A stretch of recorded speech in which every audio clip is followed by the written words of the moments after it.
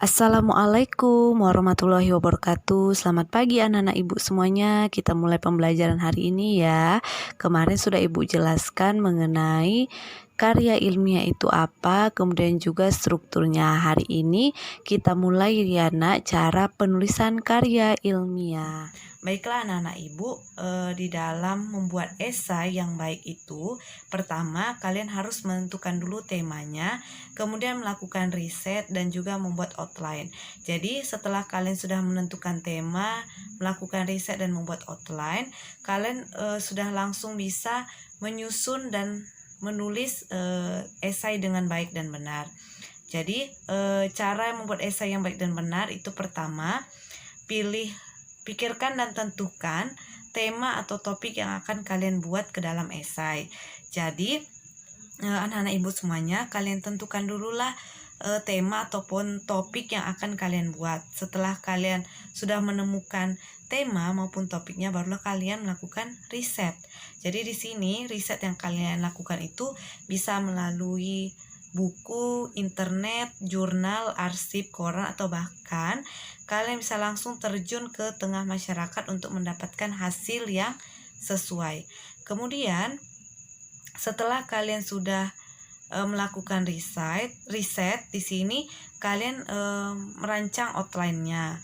Jadi di dalam merancang outline ini semuanya sudah kalian kumpulkan. Nah, dari tadi kalian menemukan tema ataupun topiknya, kalian juga sudah melakukan riset, barulah kalian bisa merancang outline. Jadi outline di sini itu artinya kalian sudah mulai menyusun esainya secara runtut ataupun secara teratur, tidak melebar jauh dari topik yang akan kalian buat. Jadi di dalam merancang outline ini kalian sudah menyusun ide-ide yang bisa kalian tuangkan ke dalam esai yang akan kalian buat. Jadi kalian sudah melakukan riset dan juga mulai melakukan outline, barulah kalian bisa memperhatikan susunan dan pemilihan kata dalam esai yang kalian buat. Jadi di dalam membuat esai, selain menentukan topik, melakukan riset dan juga membuat outline, kalian juga harus memperhatikan susunan dan pemilihan kata di dalam esai. Jadi di dalam susunan dan pemilihan kata dalam esai itu haruslah menggunakan bahasa yang formal. Jadi meskipun esai kalian itu dibaca oleh masyarakat, tetapi di dalamnya itu wajiblah menggunakan bahasa yang formal. Jadi menggunakan bahasa yang intelektual serta akademis. Ya, inilah tata cara membuat esai anak-anak ibu semuanya. Baiklah anak-anak ibu, perhatikan contoh berikut ini. Misalnya judul esai yang akan kalian buat itu tentang peranku bagi Indonesia. Jadi di dalam membuat esai dari peranku bagi Indonesia, itu kan paragraf pertama termasuklah pendahuluan dalam membuat esai. Jadi di dalam paragraf pertama ini termasuklah pernyataan umum tentang topik yang akan dibahas. Tadi kan topiknya tentang peranku bagi Indonesia. Jadi dari topik peranku bagi Indonesia, di situ kalian buatlah latar belakang yang berhubungan dengan judul atau topik yang akan dibicarakan.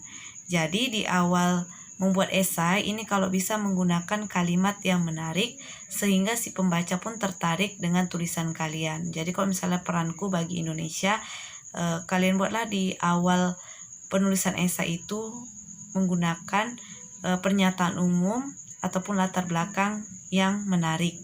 Kemudian yang paragraf selanjutnya itu termasuklah paragraf isi. Di sini di dalam paragraf isi membahas tentang topik atau subtopik yang sudah dinyatakan di dalam tesis ya ataupun di dalam riset tadi, dimasukkanlah ke dalam paragraf isi itu terdapat di paragraf kedua dan paragraf selanjutnya. Jadi di dalam paragraf 2 dan selanjutnya disitulah kalian memberikan contoh ataupun ilustrasi, kemudian menguraikan secara kronologis suatu kejadian, kemudian mendefinisikan istilah yang berkaitan dan sebagainya. Kemudian paragraf penutup ini biasanya terdapat di akhir paragraf, di mana termasuklah kesimpulan, saran, dan juga daftar pustaka ataupun resensi. Begitulah cara membuat esai anak-anak ibu semuanya. Dan lebih jelasnya, kalian bisa melihat contoh esai itu di dalam majalah ataupun koran. Baiklah anak-anak ibu semuanya, di sini ibu juga akan menjelaskan cara penulisan karya ilmiah jika diketik dalam bentuk file atau dalam bentuk Microsoft Word. Itu yang pertama, menentukan judul sesuai dengan tema yang telah ditentukan. Jadi kalian harus tahu dulu temanya, kemudian kalian bisa langsung membuat judul dari tema yang sudah ditentukan. Kemudian yang kedua, menulis esai haruslah menggunakan bahasa Indonesia yang baik dan benar, yaitu harus sesuai dengan EYD. Kemudian cara pembuatan judul esai itu pertama, menggunakan nama si penulis baru judulnya dulu. Baru kemudian cara membuatnya ke dalam Word itu penulisannya harusnya menggunakan kertas A4, menggunakan huruf Times New Roman, kemudian menggunakan rata kiri kanan spasi 1,5. Sedangkan untuk margin atas dan margin kiri itu harusnya 4 cm, margin kanan dan margin bawah itu 3 cm.